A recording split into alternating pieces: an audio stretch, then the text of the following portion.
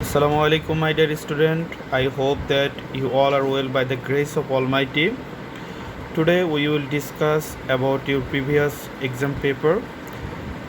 আজকে আমরা আসলে সলভ ক্লাস করব তোমাদের গত হাফ ইয়ারলি এক্সামিনেশনের যে 50 মার্কসের এক্সামটা ছিল সেটি আমরা আলোচনা করব ইনশাল্লাহ।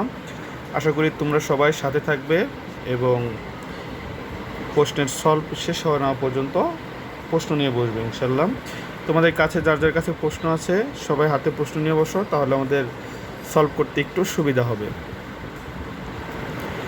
আমরা সবাই প্যাসেজটা হয়তো পড়েছি, সেই জন্য আমি প্যাসেজে না গেলাম, শুধু আনসারে চলে যাচ্ছি। দেখো, প্রথমে আছে চুজ দ্য কারেক্ট অ্যান্সার। আমরা সঠিক উত্তরগুলো দেখব। দেখো, তোমরা অনেকেই ভুল করেছ।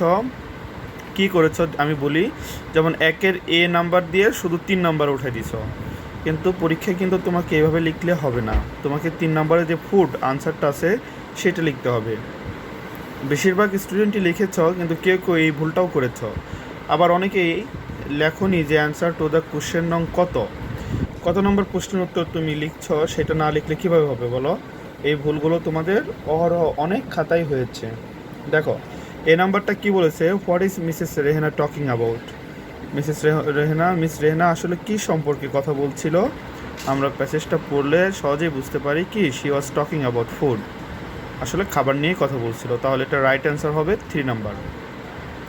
বিতে বলেছে ইম্পর্টেন্ট রেফার্স টু, মানে ইম্পর্টেন্ট বলতে কি বোঝায়, অর্থটা কি। দেখো, প্রথমে বলেছে মিগার, ডিফিকাল্ট, সিগনিফিকেন্ট, ওভারঅল, মানে তার মানে এটা সহজে বোঝা যাচ্ছে। ইম্পর্টেন্ট মানে হলো সিনোনিয়াম যেটা, সেটা হলো সিগনিফিকেন্ট মানে গুরুত্বপূর্ণ, ডিফিকাল্ট মানে কঠিন, মিগার মানে সহজে এরকম, ওভারঅল মানে সামগ্রিকভাবে। তার মানে কোনোটার অর্থে হয় না, সিগনিফিকেন্ট হয়। সি নাম্বারটা বলছে কি, দেখো our body needs a dash amount of food. হ্যাঁ, আমরা প্যাসেজ থেকে দেখতে পারি কি হিউজ মানে প্রচুর পরিমাণে আমাদের লাগে না, আসলে আমাদের লাগে we need a particular amount of food. Particular মানে নির্দিষ্ট পরিমাণ। তারপরে স্ক্যান্টি মানে অভাব, লার্জ মানে বিশাল বড়। তাহলে সঠিক উত্তরটা হবে আসলে 2 নাম্বারটা। ডি নাম্বারে বলেছে দেখো over eating dash our health. Over eating মানে হলো বেশি পরিমাণে খাওয়া। বেশি পরিমাণে খেলে আমাদের শরীরে কি হয় আসলে। 1 নম্বরে বলেছে টেলস আপন। It's a group verb. এটা তুমি ভেঙে ভেঙে অর্থ করলে হবে না। টেল মানে হলো বলা, আপন মানে উপরে, এভাবে যদি অর্থ করো তাহলে হবে না। টেলস আপন ইট মিনস প্রিজুডাইস মানে ক্ষতিকর, এটার বাংলাটা হলো আসলে হয় ক্ষতিকর। তারপরে বিতে বলে 2 নম্বরে বলেছে বেনিফিটস কলস ফর হেল্প। তাহলে ওভার ইটিং আসলে আমাদের শরীরের জন্য ক্ষতিকর, তাহলে এটা 1 নাম্বার হবে। ই নাম্বারে কি বলেছে দেখো our body needs natural substance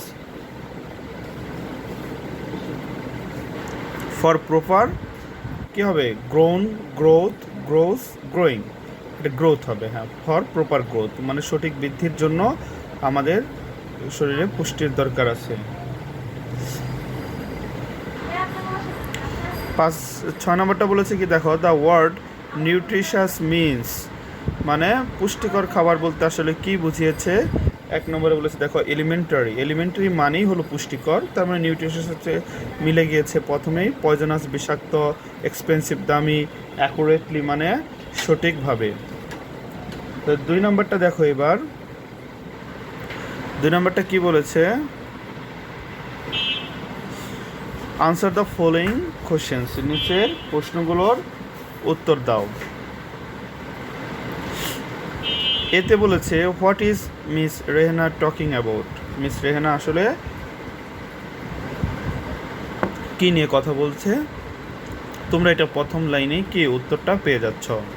তাহলে দেখো, তোমরা অনেকে আবার উত্তর লিখেছ miss Rehena talked about food. কেন দেখো, প্রথম লাইনে এটা কন্টিনিউয়াসে প্রশ্ন করেছে, so you have to answer the questions in continuous tense. এটা খেয়াল রাখতে হবে, সাধারণত যে টেন্সে প্রশ্ন করে আমাদের সেই টেন্সেই কিন্তু উত্তরগুলো দিতে হয়। তাহলে Miss Rehena the English teacher is talking to the class about food, মানে খাবার সম্পর্কে কথা বলছে আসলে। বি বলেছে কি দেখো why do we eat food, আমরা কেন খাবার খাই। এটা সহজ প্রশ্ন, পরের লাইনেই আছে দেখো we eat food because we can't live without it. আমরা আসলে খাবার খাই কারণ আমরা এটা ছাড়া কি করতে পারি না, বাঁচতে পারি না।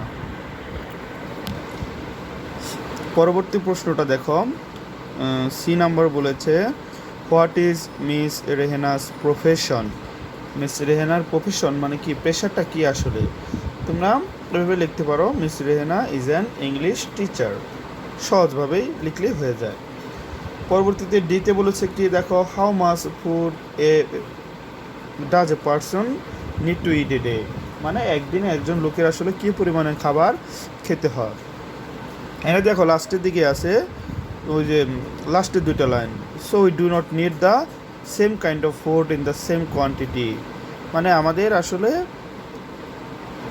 একই পরিমাণের খাবার বেশি পরিমাণে খেতে হয় বেশি না। ইউ মাস্ট নট ইট, এই যে দেখো, হ্যাঁ 1 2 3 নাম্বার দ্বিতীয় প্যারার চতুর্থ লাইনে, তৃতীয় লাইনের লাস্টে আছে দেখো, but remember you must not eat too much though the food is good, eating too much is bad for health, you have to eat only a certain amount of food that your body seeks, এই জায়গা থেকে দিতে পারো, মানে আমাদের সেই পরিমাণে খেতে হবে যে পরিমাণ আসলে আমাদের শরীরে দরকার, বেশি পরিমাণে খাওয়া যাবে না। তাহলে দেখো 3 নম্বরে আমি একটা ম্যাচ দিয়েছি, খুবই সহজ, বিভিন্ন বোর্ডে কয়েকবার এই প্রশ্নটা এসেছে, অনেক সহজ ছিল, তোমরা বেশিরভাগই পেরেছো কিন্তু কয়েকজন পারোনি। তাহলে প্রথমে কি বলেছে দেখো, কলাম এতে বলেছে ট্রুথফুলনেস ইজ ওয়ান, তাহলে কী হবে বলো তো, 4 নম্বরটা, হ্যাঁ, is one of the greatest ভার্সুস of human being, মানে ট্রুথফুলনেস মানে সত্যবাদিতা হলো মানব জাতির সবচেয়ে সুন্দর গুণাবলীর একটি। ইট মিনস মানে এটার বোঝায় কোয়ালিটি মানে গুণ।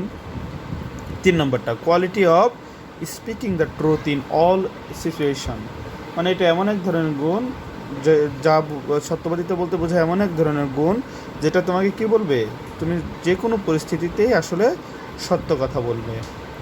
সি নাম্বারটা বলেছে নোবডি লাইকস এ লায়ার, কেউ আসলে মিথ্যাবাদীকে পছন্দ করে না। ডি বলেছে এ ট্রুথফুল পারসন, একজন সত্যবাদী লোক কী হয় বলো তো, ইজ রেসপেক্টেড বাই অল, মানে একজন সত্যবাদী লোককে সকলেই শ্রদ্ধা করে। এই নাম্বারটা বলেছে we should practice this habit regularly, আমাদেরকে নিয়মিতভাবে কী করতে হবে, এটার অভ্যাসটা চর্চা করতে হবে, in order to prosper in life, যদি আমরা জীবনে উন্নতি করতে চাই। তাহলে দেখতেই পারছো এটা একদম সহজ ছিল, তোমরা বিভিন্ন বোর্ডে যে প্রশ্নগুলো এসেছে সেগুলো দেখে দেখে আরও বেশি বেশি প্র্যাকটিস করবা, খুব ইজিলি এগুলো পেয়ে যাবা। কলম বি খুবই সহজ একটা বিষয়। 4 নম্বরটা দেখো, read the text below and fill in the gaps with the root words in the brackets and suitable suffix prefix or both, তোমাকে সাফিক্স অথবা প্রিফিক্স যোগ করে তোমাকে এই শূন্যস্থানটা পূরণ করতে হবে। এর উপর আসলে আমি এখনও তোমাদের ক্লাস নেইনি, তবে খুব শীঘ্রই আশা রাখছি খুব সুন্দর একটা ভিডিও ক্লাস তোমরা এর উপরে পেয়ে যাবা। দেখো আমি আজকে একটা সমাধানটা করে দিচ্ছি। Dhaka is the dash city of Bangladesh, এখানে ঢাকা ইজ দা থাকলে আসলে সুপারলেটিভ ডিগ্রি হয়। অ্যাডজেক্টিভের যে কম্প্যারিজন আছে পজিটিভ, কম্পারেটিভ এবং সুপারলেটিভ, সেই সুপারলেটিভে আসলে দার পরে যখন শব্দটা আসবে তখন সুপারলেটিভ ডিগ্রিটা আমাদের ব্যবহার করতে হয়, এবং সুপারলেটিভ ডিগ্রির শেষে সাধারণত ইএসটি হয়। তাহলে বিগ থাকলে হবে বিগেস্ট, এবং শেষে কনসোনেন্টের পূর্বে ভাওয়েল থাকার কারণে লাস্টের জিটা ডাবল হয়ে যাবে, তখন হবে BIGGEST, বিগেস্ট। তাহলে Dhaka is the biggest city of Bangladesh. It is densely populated, মানে এটা ঘনবসতিপূর্ণ, ডেন্স আছে, এটা হবে ডেন্সলি, হ্যাঁ। As it is our capital, যেহেতু এটা আমাদের রাজধানী, ইটস ইম্পর্ট্যান্ট হয়ে যাবে ইম্পর্টেন্স, মানে এটা নাউন হয়ে যাবে, ইটস ইম্পর্টেন্স ইজ গ্রেট, এর গুরুত্ব আসলে অনেক বেশি। ঢাকা ইজ বিউটি, এখানে আছে বিউটি, তাহলে এটা হবে বিউটিফুল, মানে অ্যাডজেক্টিভ হয়ে যাবে। ঢাকা ইজ বিউটিফুল সিটি, মানে ঢাকা একটি সুন্দর শহর। দ্য বিউটিফাই, দেখো এটা বিউটিফাইংও দেওয়া যাবে, অর্থাৎ best one is beautification. The beautification process, মানে ঢাকার এই সৌন্দর্যকরণ প্রক্রিয়াটা ইজ স্টিল গোয়িং অন, এখনও চলছে। দোজ হু লিভ আউট আছে, তাহলে এটা হবে আউটসাইড দ্য সিটি, মানে যারা শহরের বাইরে বাস করে। হ্যাভ এ ফ্যাসিনেট, মানে ভার্ব আছে, এটাকে নাউন করে নিতে হবে ফ্যাসিনেশন, মানে একটা মোহ থাকে, the city have a fascination two visit Dhaka. যারা ঢাকার বাইরে থাকে তাদেরকে ঢাকা ভ্রমণের প্রতি একটা আসলে মোহ থাকে। I was very desirous to visit Dhaka, মানে ঢাকা ভ্রমণের প্রতি আমার অনেক ইচ্ছা ছিল আসলে।